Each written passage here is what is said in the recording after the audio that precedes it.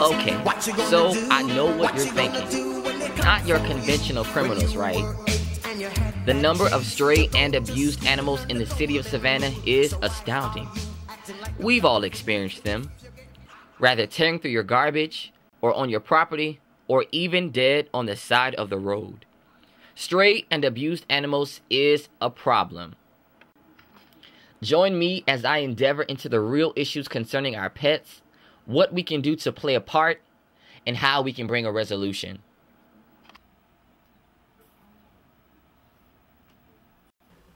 The adoption process can generally be rigorous. This is to benefit both the animal and its owner. As easy on people as we possibly can to adopt, but then again, we don't want to make it too easy. There is a application that they have to fill out. The first one is a questionnaire, the first couple of pages, and it just states, is your house adequate for this animal? How do you go about training? How do you feel about spaying and neutering? As you know, there is no tethering. There's no tethering in Chatham County. Will your dog be tethered? These are questions at the beginning of the application. That's part of us getting to know the person. If the person has another dog, they need to put their vet references on there so we can call the vet and check them out. Then the last part of the application, it is everything they agree upon. They agree that they will spay and neuter the animal. If they do not spay and neuter the animal, it's a $250 fine. They agree not to return the animal, that it stays in their foster care. They agree that the animal will be taken to a vet within 2 business days. So that's basically what the application is. And after a person has filled out the application, we will sit down and we will go over the application with them, and we will do a little mini interview. And basically, if somebody comes down here to adopt and they pass the interview, then they can have the animal that same day. We don't make them wait a long time. So, nursing neglected and abused animals back to health can be a challenge, especially emotionally on that animal. The issue with the food, that can be taken care of in a couple of weeks. The whole soul being broken, that can take a while. And when they get into a home, then they're not totally, it can take them even months after that. I mean, a lot of people don't realize that animals, their whole demeanor, they just want to love you, they just want to please you. So when that gets broken, it's hard for them to come back, but they can come back from that. They can. It will take them a little bit longer, but they can come back from that. Without the community's help, there is no help.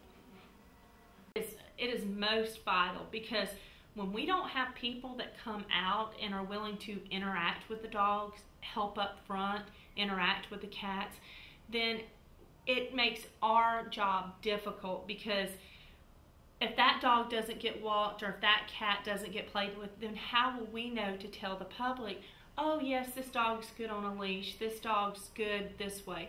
I mean, that is how vital the public is, and not necessarily working with the animals, working up front to help when the people come in, to just have a friendly face to talk to them, walking people through the kennels, taking time to discuss animals with them when they walk through the kennel. That just shows that we are here, we're ready to go. We want you to adopt. We want you to find your animal. We want to help you out. Most people generally associate the Humane Society and animal control as one. Contrary to popular belief, they're 2 separate entities. The Humane Society takes owned animals. Okay. We are the strays, the neglect, the abandoned cases. That's what we take out here. The Humane Society, basically, if somebody comes in and they're moving and they can't take the dog, they'll take it down there to the Humane Society. Where if we're out riding the streets, an officer or somebody calls and says, there's a dog in the road, can you come pick it up? That's what we do. The number of female dog and cat offsprings are astounding. One dog alone can produce up to 67,000 dogs in 6 years, while one cat, 420,000 cats in 7 years. And the numbers are increasing.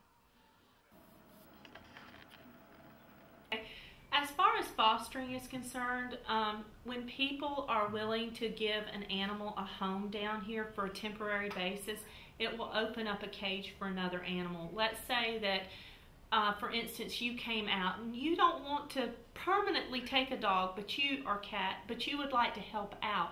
Then we go through a foster program. That's through FACS.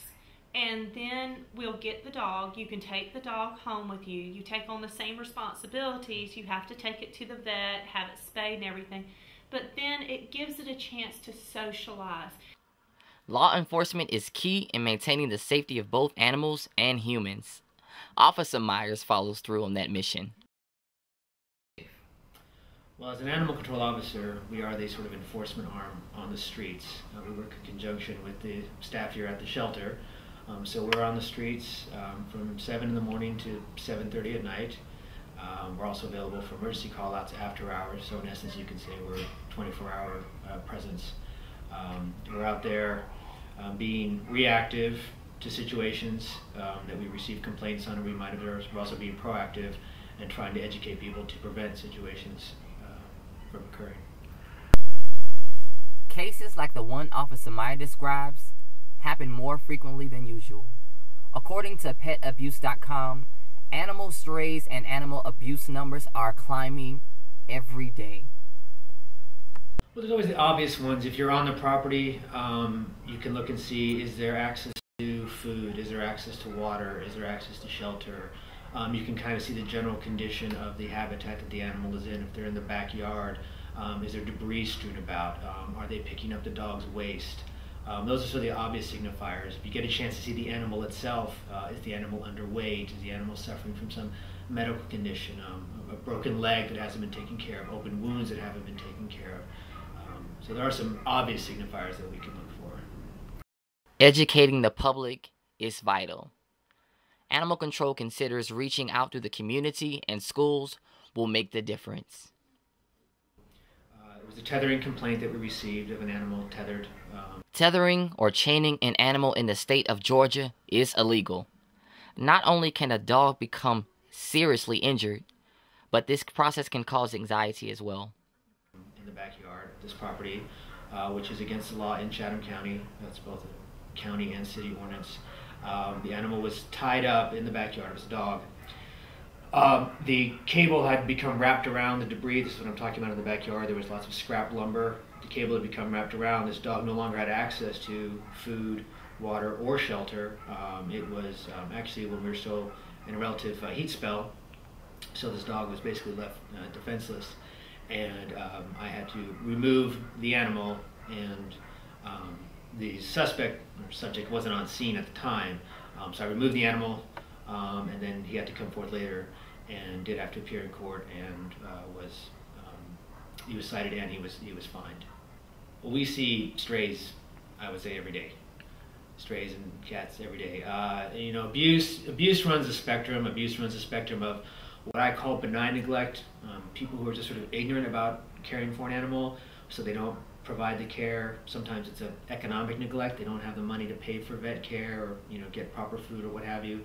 To obviously the extreme would be you're dog fighting, that type of abuse, which I have not witnessed firsthand. But we see, especially what I call economic neglect. People lose their homes, lose their house, they lose their apartment, and basically just leave the dog or the cat behind. Animal control is persistent at reducing the number of stray and abused animals in the city of Savannah. Well, obviously we try to provide on the street where we're making contact with either the person who's complaining or the actual possible violator. We try to educate them about what is going on here, what the law allows us to do, what the law doesn't allow us to do. I know at the shelter here we have a range of printed materials that we can deliver.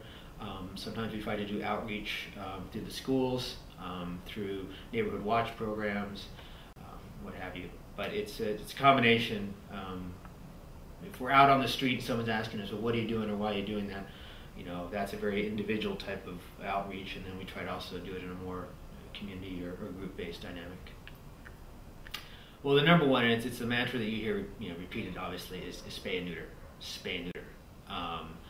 it's staggering the number that can multiply in a short period of a year.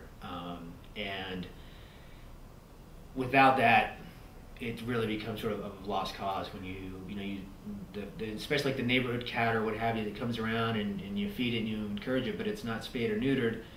It's going to go out, it's going to reproduce. And dogs, they're going to get out there and they're going to reproduce. And to be a responsible pet owner, that's really one of the main things that we look for. When we adopt an animal out from the shelter, I mean, that's a prerequisite for us, for anyone who's going to adopt one of our animals.